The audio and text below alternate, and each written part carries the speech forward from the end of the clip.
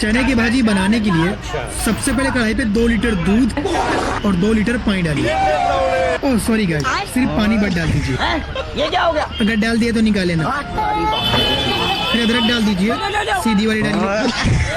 अब सीधी वाली कहाँ से लाऊं? नहीं है तो फिर टेढ़ी मेढ़ी डाल दीजिए। 5 मिनट में पेड़ के गाड़ी फाड़ देनी। चलिए 15 नमक डाल दीजिए। काला नमक नहीं मेरे पास। तो सेंधा नमक डाल दीजिए। अब हल्दी डाल दीजिए। नहीं हल्दी मत डालिए, नहीं भाजी पीली पड़ जाएगी। ये क्या सुन रहा हूँ मैं? निकाल लीजिए। साले को बम से उड़ा दूंगा एक बार हाथ में आ जाए तो। अब चने की भाजी डालने से पहले पूछ लीजिए कि वो औरत है या आदमी। आप आदमी हो कि औरत? बीड़ी लो बीड़ी। बीड़ी बीड़ी दो तब बताओ। अब मलाई डाल दीजिए। मलाई नहीं है मेरे पास। तो फिर अपने पापा का 1 गिलास मिल्क डाल दीजिए। मेरा लीड जी ऐसी जिंदगी।